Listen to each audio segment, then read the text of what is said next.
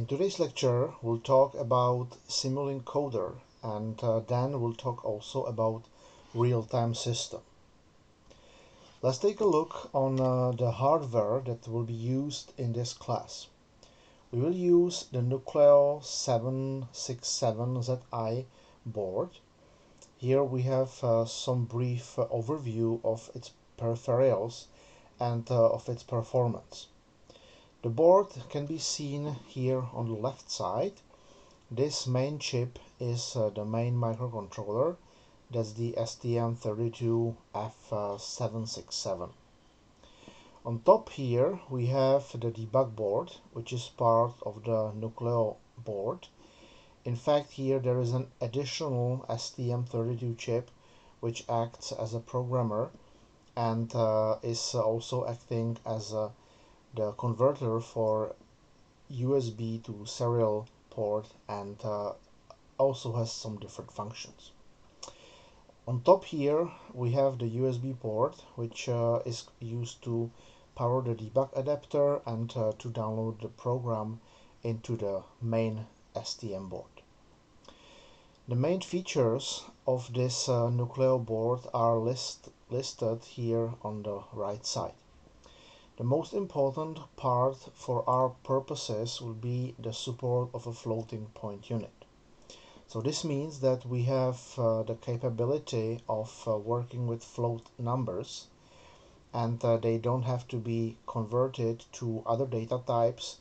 There is a direct support, and for example the C compiler may take advantage of this FPU, and this will speed up the processing of floating point numbers. 216 megahertz is the maximum clock frequency. If you want to decrease power consumption, you can decrease also the clocking frequency. In our class we'll use the maximum clocking frequency, but if for any reason you need to lower the power supply consumption, then you can do it so by using slower clock speeds. The board has 2 megabytes of flash memory. This will be used to upload the code. For our purposes is more than enough. We'll create only small programs, and then we will create them either in C as in the embedded system class, or in Simulink or MATLAB as in this rapid prototyping class. The board or the microcontroller on the board has 512 kilobytes of RAM, and that's where we can store user data, we can process them and work with them. For our purposes it will be more than enough, and will definitely not run outside of this RAM limit with the board and with the codes that we will be creating with Simulink or MATLAB. Later on in this class we will use the analog to digital converters. So be informed that we have 2 channels available which have 12-bit resolution, and we have also another AD converter which has 24 channels. The difference is in the clock speed that those AD converters are supporting. We'll later use this board to perform a controller task, and in fact the AD and DA converters will be the limiting factor for our experiments. There is also an DA converter, so digital to analog converter, and we'll use it later in the class a few weeks from now, and we'll simulate some system in MATLAB, and this specific Nucleo board will run as a controller. Here you have an overview of the pinout. I include this in the lecture just to make sure that you have access to the materials, and you can later use the materials, for example for the semester project. So here's an example what will be available in the manual for the board. Here we see the connector on the board. So this is a cutout. We have a connector called CN8, and here we see the specific pinout. For example, here we see that those two pins are ground. This pin is 5 volts, this pin is 3.3 volts. Now here we see the pinout for the digital IOs.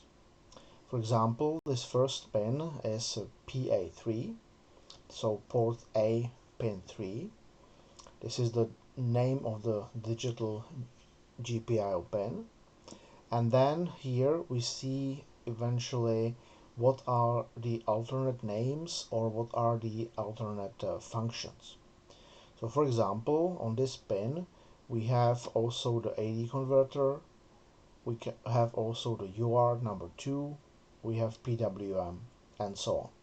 So in this table we have a nice overview saying where we can find specific peripherals.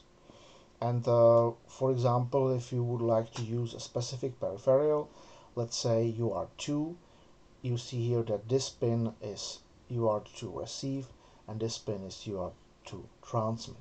And you need to map this on the digital pins that you see over here. Now some peripherals have the possibility to change to a different pinout, so you may encounter the name several times in the layout. For example, here we see UART4 transmit and receive, and then here also UART4 transmit and receive. So in the configuration, either in STM-Cube or in Simulink, we can select where the pin will be connected and where we will find the peripheral. Some peripherals have only one pin available.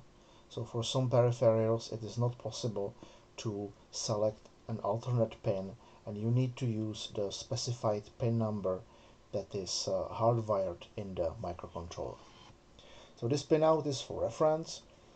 Here is another example of the connector that is next to the one we've just seen. So for example, connector CN11, and again we see alternate functions, we see pinout, we see grounds, and so on. Here I have highlighted LED number 2. Now the board we will use has 3 LEDs. One is green, one is blue, and one is red. And we'll use, for example, LED number 2, and here we see that it's on port PB pin 7. And this will be our very first example. Here also highlighted is LED 1, and this is on PB0. The last LED is on PB14, and we will use this LED also in our examples. So what is actually Simulink Coder? Simulink Coder is a tool that allows us to generate code in C or C++ from Simulink. So the way it works is that you create a block diagram for your code. You can test your code in Simulink, and then you can compile and deploy the board into the code into your specific board. In order to work with our Nucleo board, you will need this add-on, Simulink Coder Support Package for STMicroelectronics Nucleo boards. So you should download the current version, install it, and then you will have the functions available. The installation is done by going to add-ons in MATLAB and then by searching for this support package that you need to install. Now sometimes in some computers, when you plug in your board, it will not correctly find the drivers. So, and that's the case that you see here on the left. So it will appear as ST-Link debug, but the driver is actually not installed correctly. Now if this happens, you need to install the drivers manually. It's a file with this name written on top, And after you have installed the drivers and plugged the board back into your computer, you'll see that we have ST-Link debug, and we have some USB serial device which will need this number to come for, or some other port in some other case will use it later to communicate between Simulink and the board. So let's make now a very simple example. It will be LED blinking. We see a standard Simulink block diagram. Here on the left we have a pulse generator. This pulse generator will create some square wave signal. And then here on the right we have three LEDs. Now LED 1 is green, LED 2 is blue, and LED 3 is red.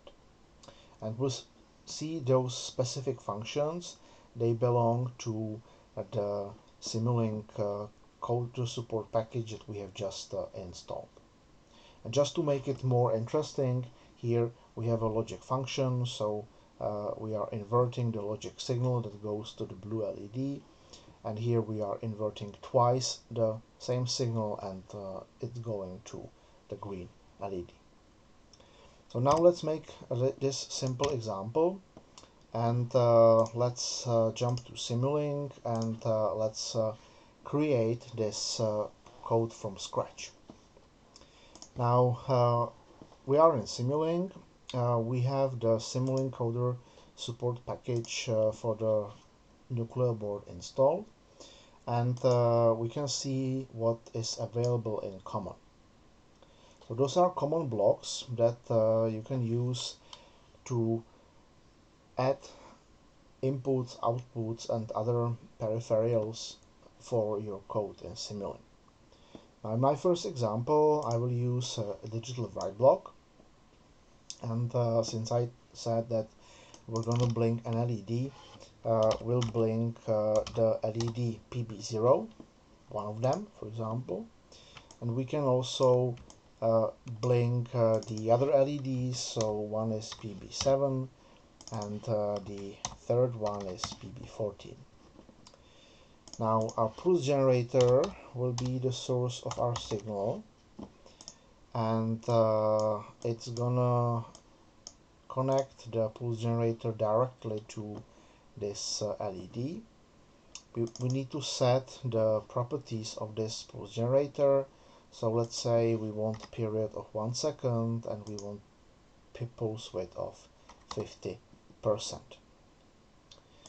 And then I will just add some logic blocks.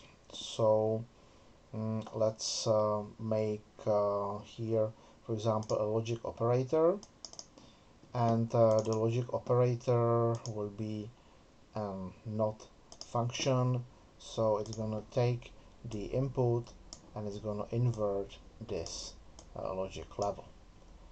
And just to do something more complicated than just a simple connection, let's just connect the two nodes like this, and this will be going to LED PB40. So this is our code. But now if we would run the code, it means that it's going to run in the computer. So the next step we need to do is to tell Simulink that we want to run this on the actual hardware.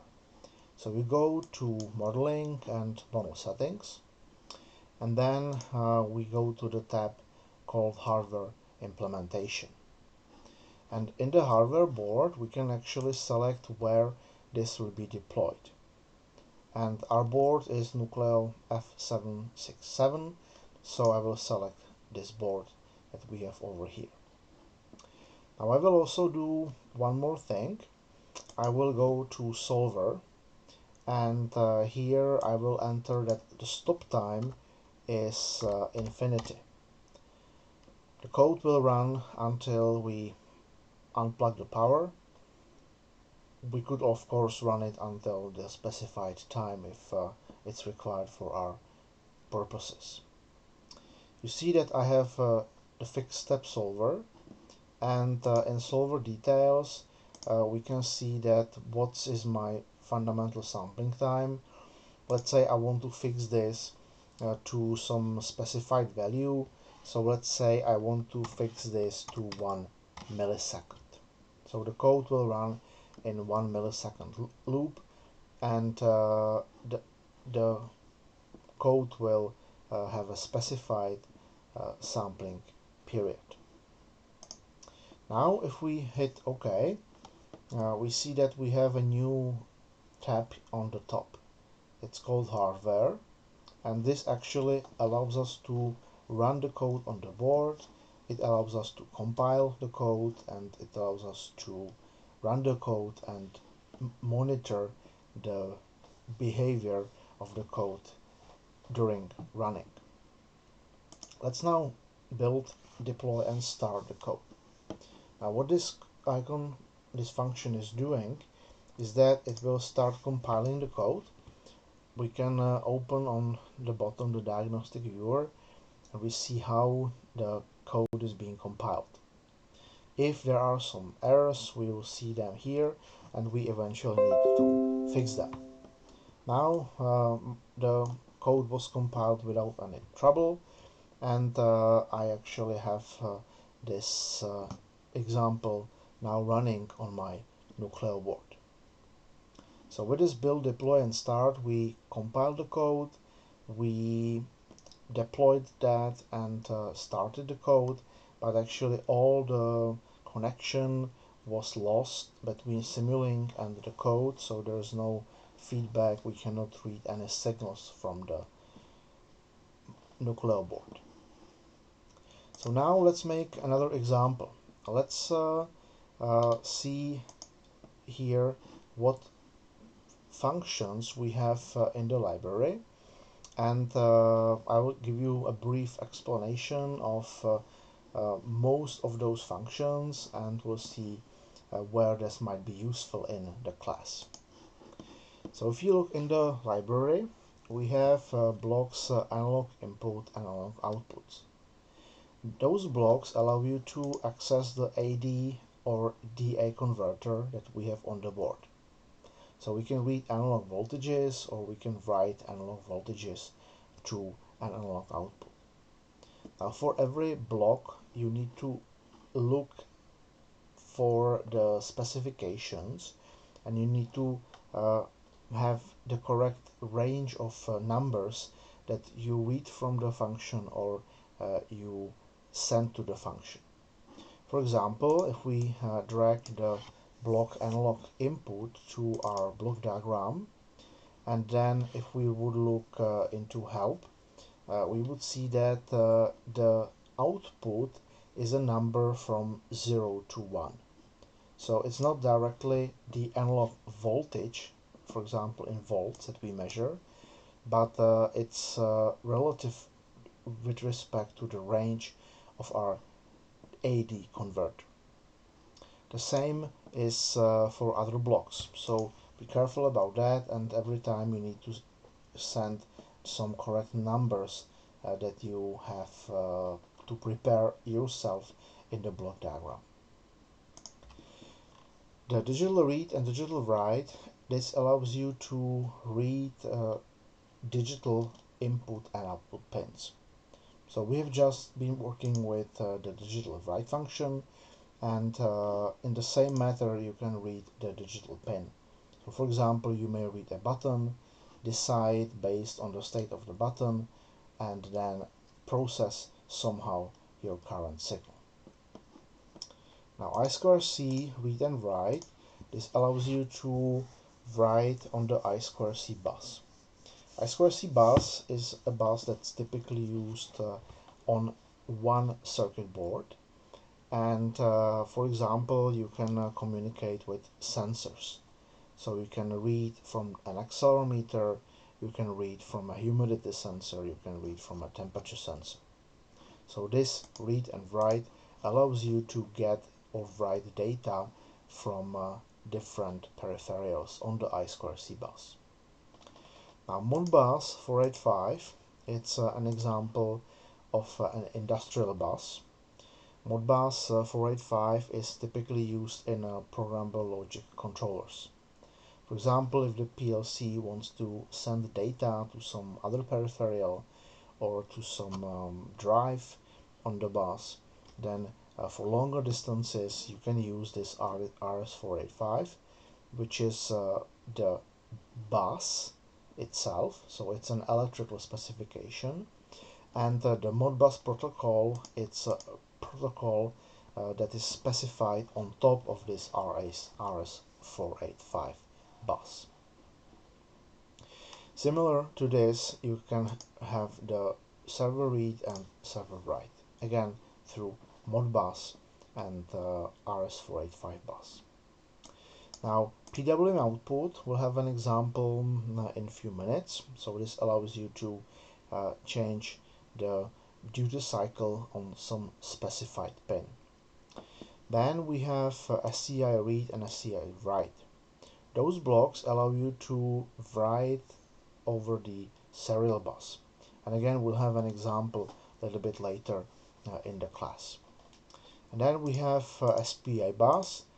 SPI is typically used for transfers where you have high data rate requirements, for example between a microcontroller and an external memory.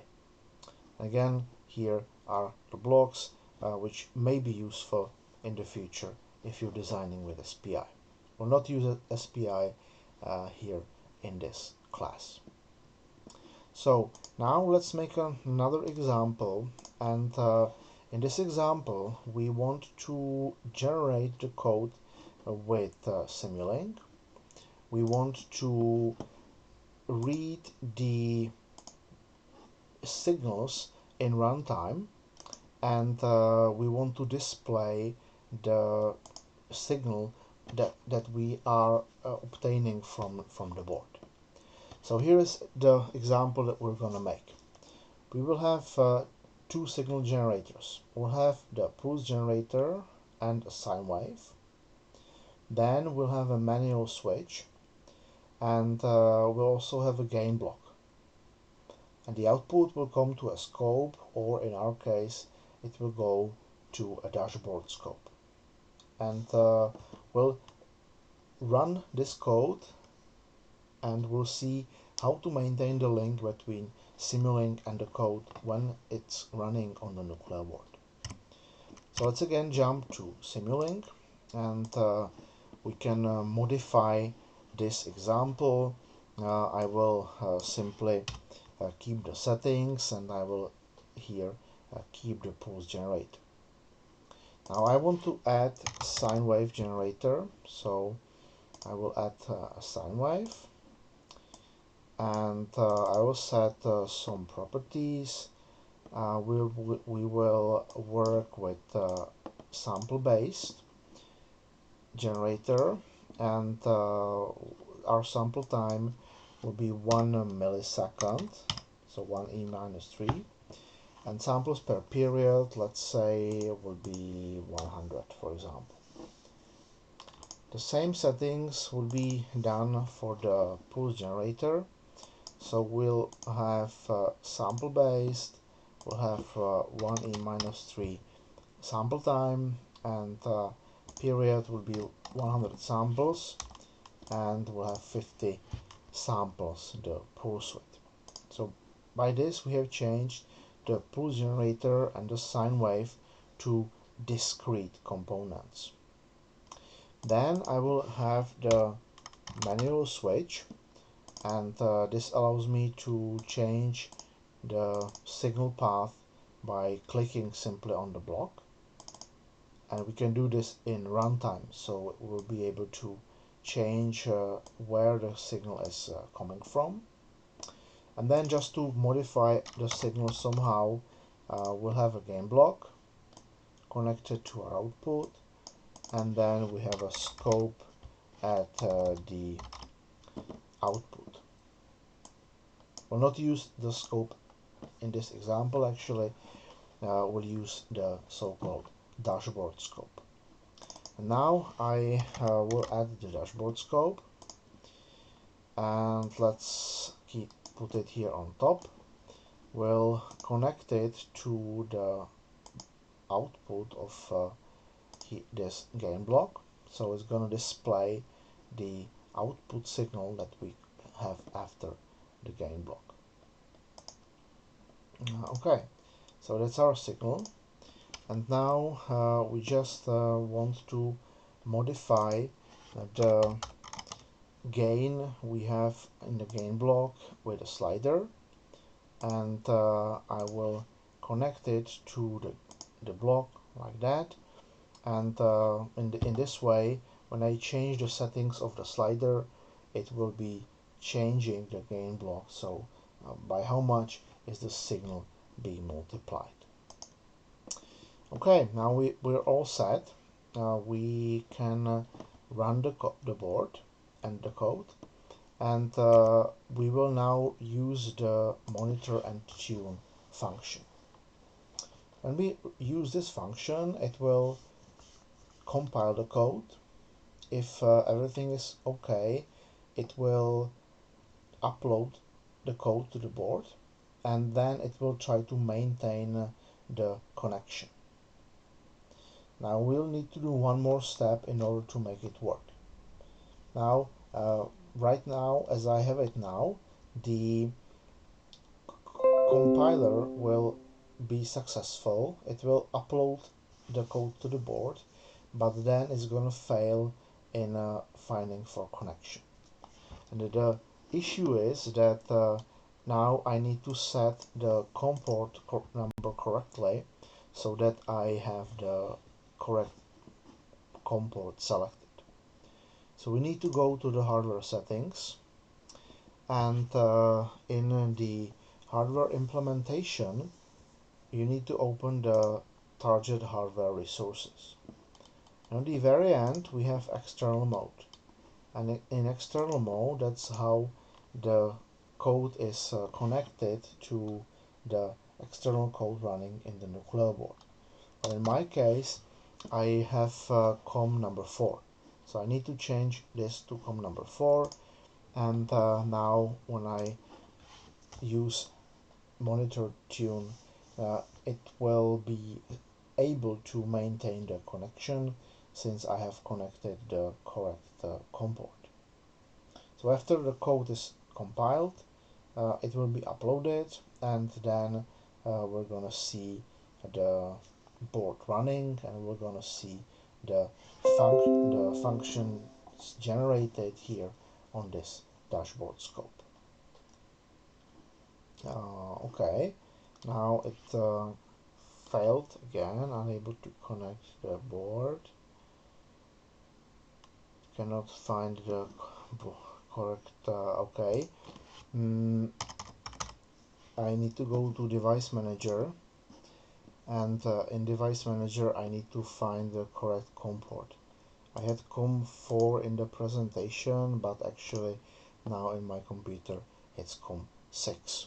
So I need to change again the COM number in external mode, and it needs to be COM6. So let's put COM6 here, and now we should be able to run the code again, and it should finally work and maintain the connection. So let's give it a second, and we shall see the result. I will change the gain in runtime, and this will tell me by how much is the signal here being multiplied. So now it's successful, it's connected, and we can see the signal that is being generated. I can zoom in like that and see the actual signal. So we produce the square wave, and let's do it like that. And now if I double click on my manual switch, we will be able to change the signal path, and it is going to be the sine wave that is being generated. Okay, the switch does not react somehow for some reason. Let's try it again. If I change the gain, okay, cannot change parameter gain. Okay. So we need to change also something else. We had cannot change the gain, but when it stopped, we can change this. So if we go to hardware settings, we need to go to the code generation and optimization, and the default parameter behavior should be selected to tunable, and like that we should be able to change the parameters in runtime. So let's try that again, and we shall see the outcome. Now we start with the sine wave. We have gain 1, so the magnitude of the sine wave should be 1 as well.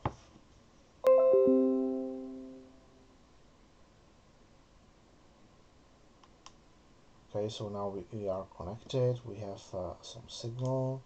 So let's take a look, magnify that, and let's just auto adjust the scale. So let's do it like that. We see we have a sine wave. Now I'm able to change the signal path by double clicking. So this is my square wave, and if I change the gain, we can change the vertical scale. We see that we have now gain of about 20, and for example we have a manual switch. Again, we have a sine wave, and we are able to control this signal in runtime. So like this you can run the code in the Nucleo board, you can display the signals, and you can control the code with some gain, with some sliders, with some buttons, with some conditions, for example. Okay, so now let's stop the board, and let's see some other options that we actually have when we work with the Simulink coder. Okay, so we have seen one option, and this option, how to see the signals, and this option was to use the dashboard scope. We can also see the signals when we log them. So if you right click on the selected wire, you can start logging the selected signal, and then for example we can use the simulation data inspector, and it has this icon, and you can look for signals that you want to see, and you can use them, for example, for debugging your specific code. Here is an example of how this actually looks like. So we have the signals selected that we are logging. We can display them in a chart, and then we can see, for example, some signals like that. So this might be an example of the envelope detection. So we have some sine wave, we are detecting the maximum amplitude, and then here we change the magnitude and we have the output signal. So like this, it's a quite useful tool to inspect the actual signals we have in our code. Now let's see another example that will show us the use of Simulink and also the use of some conditions. So we see a fairly similar example to the one we have seen as the first example. We have 3 LEDs, green, blue and red. Now they all display the same signal. We have a pulse generator, and this signal from the pulse generator is being routed to a condition. The second source of signal is this constant, which is 0. and the actual signal that decides what value will be sent to the LEDs is given by this gain block and by this constant. So the way it works is that I can change the gain of my gain block, and if it's larger than 50, as we see here in this condition, then this conditional block will switch and will change the signal source. So if it's below 50, it will be one signal, and if it's above 50, it's going to be a second signal. So this input now will be a manual input. In our case, it's going to be a simple gain block. In a real application, this might be, for example, the input of a sensor, and if your sensor is below some threshold, your LEDs will blink. If it's above the given threshold, the LEDs will not blink, because here we have 0. So this might be an example of a simple alarm, and based on your signal input, you will have some LEDs blinking or doing something else. Now another example that we will do in the lab is with analog inputs. We see it's fairly similar to the previous example we have just seen. We have just one LED. We just want to make the red LED operational.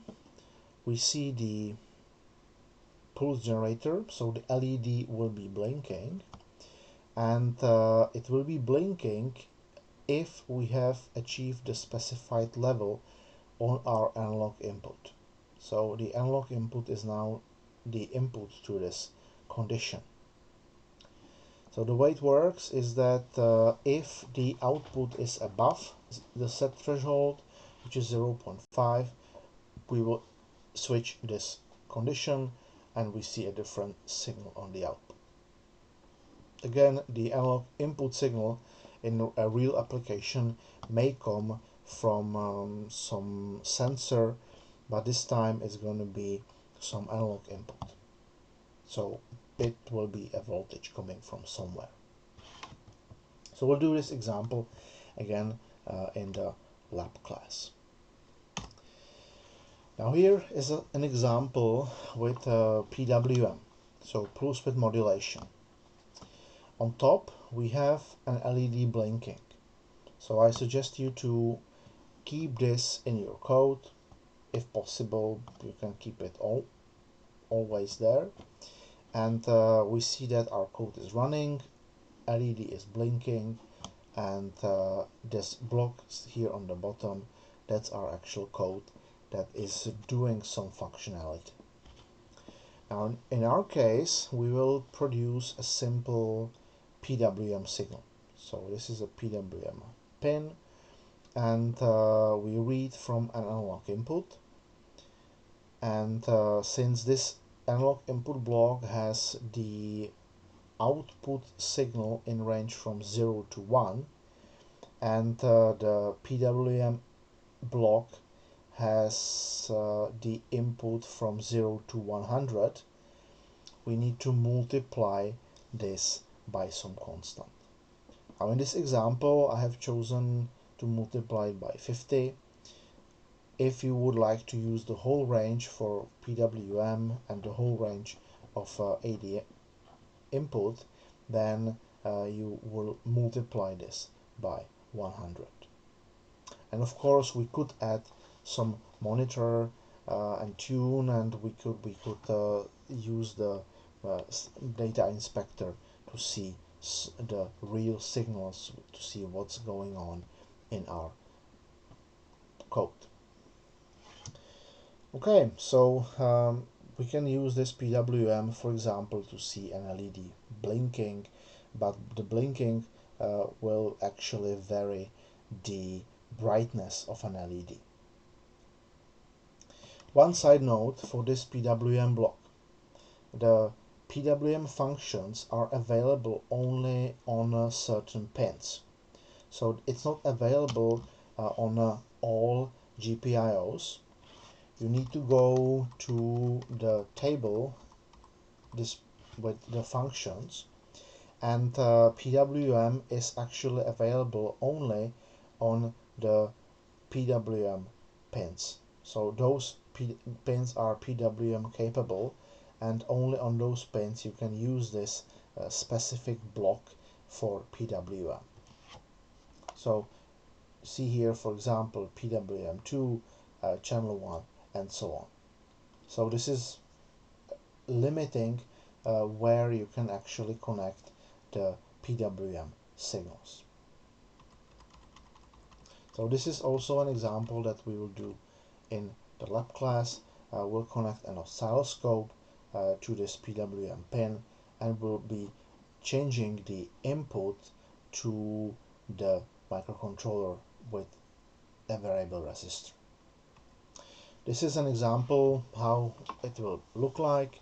So an image on a oscilloscope, we see a square wave, we see so the duty cycle, and by changing the signal on the input, we will be able to change the actual duty cycle. The last example that we'll do right now in Simulink is the serial line.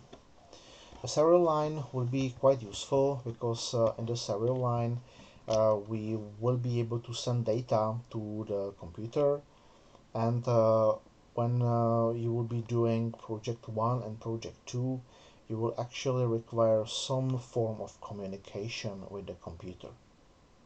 Now we can use analog signals, so analog input or analog output. We can also use the serial line. So on the left here you see an example of the serial write in Nucleo. So here we have the block serial write. We need to configure what serial line we are actually using in the Nucleo board, and then here we have some signal source. In this case we have a simple sine wave. So we're feeding in some sine wave, some numbers at specific intervals, which is given by the sampling frequency, and then this is being sent by the serial write block. Now in the bottom we see a simple example of the data that is being received by the computer. So we see some numbers, positive, negative, and this is representing the samples we obtain from the sine wave generator. On the right side we see a simple code that is reading in Simulink on a PC. It's reading the serial line, and it will display the data in a scope or in the display. In order to make it work, we need to have the same speed on the PC side and on the Nucleo side. So here you see the basic parameters, speed, number of bits, and so on. And the same needs to be set also in the settings of the Nucleo board. So we need to go to hardware settings and set the corresponding speed to the same values as will be used on both sides. So the serial line will be quite useful in future examples where we will see how to send data from the Nucleo board, how to read it on the Simulink side in the PC. Now all those examples the students have available in Moodle for this class, and they can download them, and you can open them and use those as a building blocks for your future applications.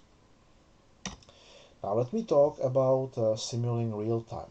So for now we are leaving the world of Nucleo board, but we will be back again after doing some experiments in Simulink real-time. Now the role of Simulink real-time is that we run our code on a computer, so on a PC, in Windows for example, but we want that we have a guaranteed response in a given time. To install Simulink Real Time, we need to have it installed, and we also need to install the Simulink Real Time kernel. And it's installed with this command in the MATLAB command line. So if you enter this into MATLAB command line, it will install the kernel, and then you can use the Simulink real-time blocks and it should run in real time. Now, what is real time? How do we understand that in terms of embedded systems, and how does it relate to standard way of working of personal computers? Now, on top we see a time chart. So on the x-axis we have some time. Here, this rectangle is the representation of the time we need to execute the model. So for example, we simulate some system, we simulate some plant, and in order to perform the simulation, we need this time. We want to have a specific sample interval. So I want to start here the calculation, and I want to repeat the calculation here. Now typically you see we have a fixed sampling frequency. So let's say that this will be 1 millisecond, for example. So I have some model and I want to calculate every millisecond the model. So here, here, and here. And I know that right now it takes, let's say, 800 microseconds. I see that I have some time available for other tasks. For example, I can run background tasks like display some output to the user, send some messages, and so on. So the picture on top is an example where we have an appropriate sampling interval to execute the model in real time. In real time, in this sense, it means I am executing the model as fast as required. So my requirement is 1 millisecond, but I know that I'm able to calculate my model faster. Now in the bottom picture, we have an example where this will actually not run in real time, because we see that here again, let's have an example of 1 millisecond here, 1 millisecond there, but my actual code needs to run longer. So what can I do in this case? Well, I can, for example, use a faster hardware. Or I could simplify the model, and by simplifying the model, I can shorten its calculation time. In this example here on the bottom, the model cannot run in real time. At least it cannot run in real time with my specific sampling frequency. So if my requirements would be 1 millisecond, then this is too short, and my model will run longer. And I can of course use faster hardware, or do some changes in the model, make some simplifications. Okay, now where will this be used in the class? Well, we will use this with this card shown on the screen. Now, this card will be installed in the labs, and it will run on the PC. So the way it's going to work is that the PC with this card will simulate a specific system. It will run a simulation of a plant, and our Nucleo board will simulate the controller. Here are the most important specifications of this card. It's a PCI Express card, and it has 8 analog inputs, with maximum sampling frequency of 200 kilosamples per second, and it has two analog outputs. Here the maximum sampling frequency in the interrupt mode is only 1 kilosample. So this will be in fact our limiting factor for the plans and for the experiments we'll do in the lab. Now this is how it's going to work.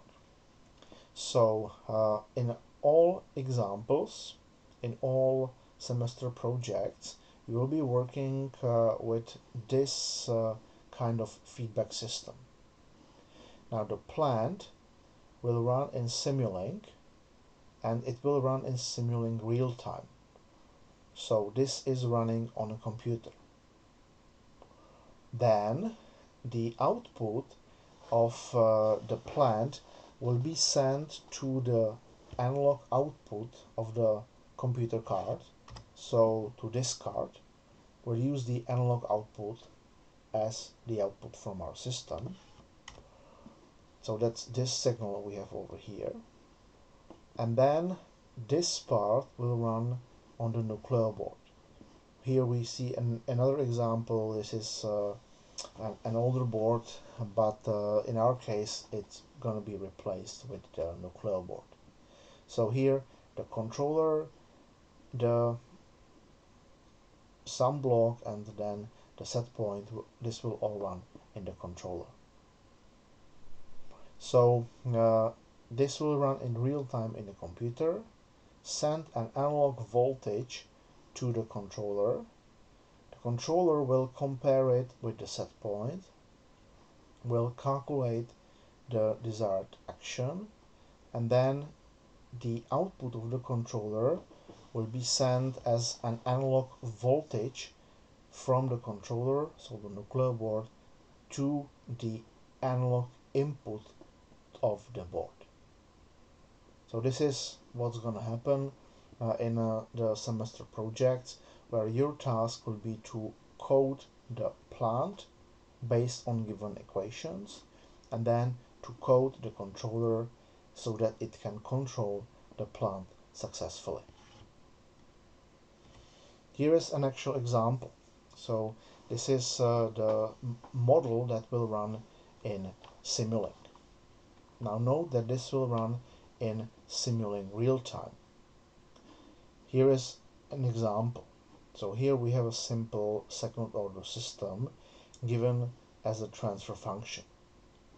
We have some signal generator, we have a square wave coming in to the plant, and we show the output on the scope. You see here the comparison. So the square wave in blue, this is the signal as it's being generated from the signal generator. We have a square wave signal, and then in red we have the output of our transfer function. The coefficients of this transfer function are selected in such a way that it's actually an oscillatory system. So we see here overshoot, and then it is being damped, and we have this nice output signal. So this is running now purely in a computer. So this is now our plant. Now if we want to run this code in Simulink real time, we need to have access to the analog inputs. So here you need to have installed Simulink Desktop real time, and we will use the block's analog inputs. So here you see how did I change the block diagram. I have the same transfer function. I have now the analog input from the National Instruments card. The signal is going through the transfer function, and then I'm sending this to analog output. Now let's take a look on how to configure this analog input. So we need to open the configuration for analog input. If you are using this for the first time, you need to install the new board, which will check if the board is functional and if it's configured properly. If you already have used this block, you don't need to install this board, and you can simply go on into the settings. You can also test the functionality, so you can read the signal, and you can see that now in my case this device is working correctly. If we have installed the board, then we see that here we have the board selected. We need to select the sampling time. So in my example here, I have used the constant named TS, and in MATLAB I have set this to a specific value. So I have used 1 millisecond. We need to select from where the signal will go, so the input channel, and eventually what should be the input range. We need to configure also the analog output.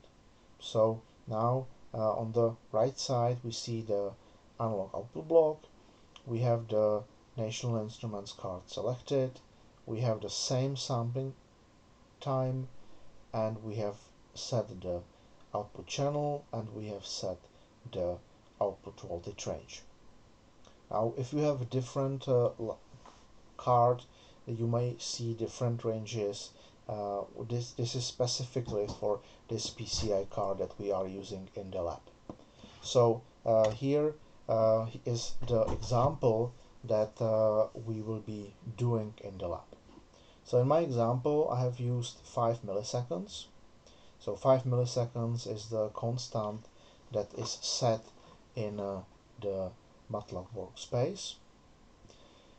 In the model settings for solver, I'm using fixed step, and I have here the same sampling period.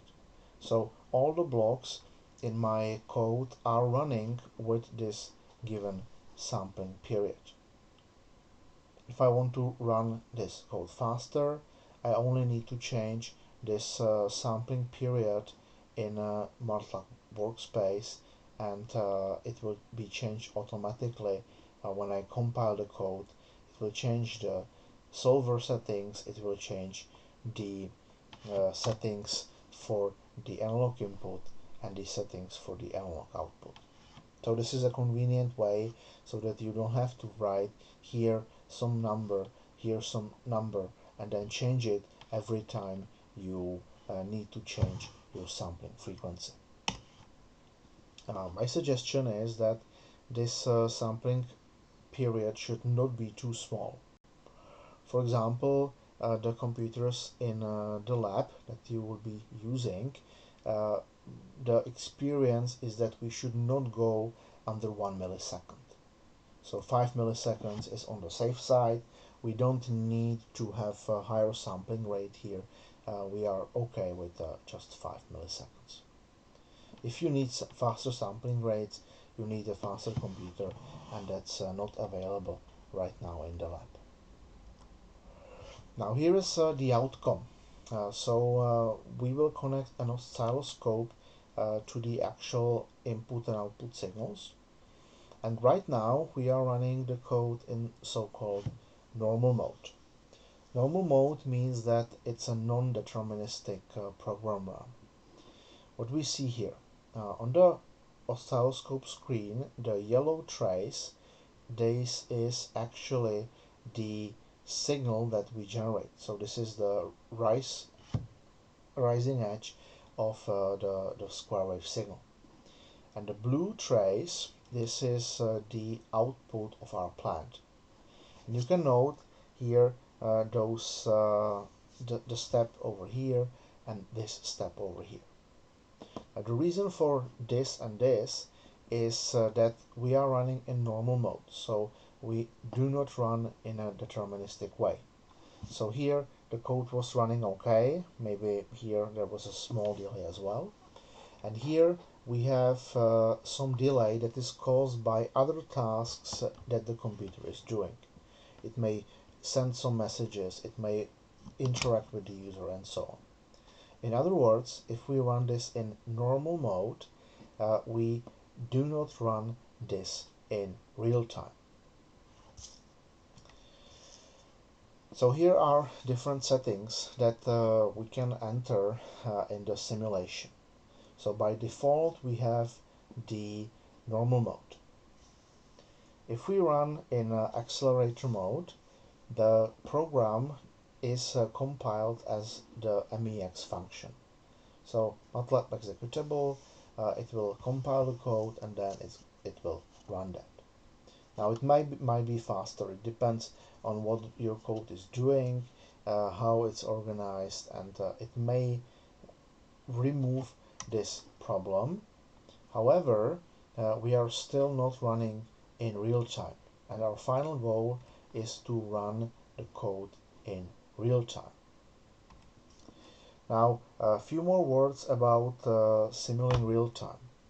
Now, Simulink by default is using interpreted code. We want to use accelerator mode, and in accelerator mode by default the compiler is just in time, so it's accelerating the code, it's generating an execution engine in the memory, and it's executing this as a C code or MEX file. So here we see it graphically for one process in MATLAB. So we see Simulink, we see MATLAB, and we have solver and model methods. Now on the right side we have the accelerated target code. So still MATLAB Simulink, but now the model methods are compiled in advance, and they communicate with the solver through some in-process communication. So we'll not go that deeply into how this actually works, but this is just to give you an idea of what we are doing by selecting different modes in Simulink. Now, where we can see this. So, for example, if we compile the code in accelerated mode, we will see here this new file appearing in the folder structure. Here we see the actual code, and here is the compiled version of the code. So we could eventually run this and this will speed up the working with the actual code. But remember, we are still not in real time. What else can we do? Well, we can eventually optimize the code based on some criteria. So we can optimize it for faster runs, we can prefer execution efficiency, and so on. So we can do those optimization steps, and it may help to remove the problem, but still we are not in real time. Okay, so this is an example from the oscilloscope, how it's going to look when it's in accelerated mode. So you see that here we still have those drops. Here we have a slight drop over here, and drop over there. And in those instances, the computer was doing something else than actually generating the correct signals. So now here the drops have kind of disappeared, but still we are not running yet in real time. Now, what does it mean if we want to run the code in real time? Well, it means that we will keep the MATLAB and Simulink, and we'll take our code, we'll kind of package this into an independent block where we will have the model, its methods, we'll have the solver, and we have the inputs and outputs. And this will communicate with through external mode with Simulink. and MATLAB. Now, on the right side, you see an example of the priorities that are available in the computer. So the highest priority or most privileged code is the kernel. So this is your, let's simple say it's your operating system, and this has the highest priority. Then we have device drivers, and then we have applications. So if we run this in real time, now we will assign the higher priority to this part of the code, so that it will not be interrupted by processes that are not that important. For example, the user interface may not be important that much, or the messaging may not be important that much. So we are saying that this should be now important, and this should run in real time. So this is very simply said how will our code now be operating in real time. So what is external communication mode? Well, the external communication mode allows you to maintain communication between Simulink in the block diagram and another program that you have just built by generating the code. So we can run the real-time program as some functions, and we can still maintain the communication between Simulink engine and our actual code. Okay, so how do we select this? Now we need to go to the setting of our model. So we go to model settings, and then here we have code generation. Now by default, here we have the system target, and it's selected to work with the standard Simulink. So we need to go inside, and we need to select that we want to work with Simulink Desktop Real Time. And then it's going to compile the code in real time. We need to have it enabled, and if our computer is fast enough, it should run our code in real time. So here is an example of the code that we're gonna do on the lab. It's still our very simple transfer function, second order. We have the input signal as an analog voltage, and we have the output signal to the oscilloscope. Now I have added here those blocks on the bottom. It's the block execution time, and with this block we can see the model execution time and task execution time. We can see this on the scope, so we can see how fast the code is running. We'll see that it's faster than we have actually specified in most cases, but we see that it's also kind of random. Not much, but it's slightly varying what's the model execution time. Okay, so now if we have set everything correctly, this is a similar example. We have a simple transfer function, signal generator, and a scope, and we have added the real-time sync block from the library. And now if we have set correctly the desktop real-time, we have a new tab here on top, desktop real-time, and we can run our code now in real time. And here is an example of the outcome. This is for our second order transfer function. The output of the execution time block is shown here on top with this scope and with that scope. So we see that it's slightly varying, but in general it's below, let's say, 2.5 to the 10 to the power of minus 5. So it's well below our 5 milliseconds that we have actually specified as the sampling period.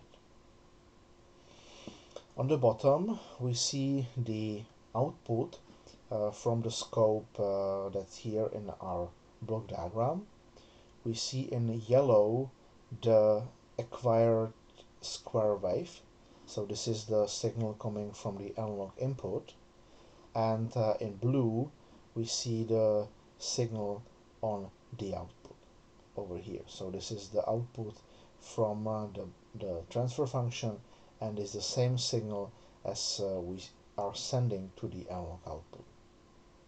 You can see that there are no dropouts in the signal, and we can essentially confirm this with the oscilloscope. So this is our final picture. We have in yellow the square wave signal coming from the analog input. By the way, this is generated from the Nucleo board with the LED blinking example. And in blue, we see the output from our system, which is now being simulated in a computer. But now this runs in real time. We see there are no dropouts. It's generating a smooth signal, and we are not facing the problem with some slow execution. So we'll do this example in the lab, and the outcome of the labs that is specific to this real-time systems will be a signal like this. So what you should actually do is to compare the response of the simulated system with the response that you have obtained from simulating in Simulink. So we're working with real-time systems. We'll code this signal generator from Simulink to Nucleo, and we use it as the signal generator coming to the plant, and the response of the plant will be simulated in the Simulink real time. So that's what we will do in the lab, and for now that's all from my side.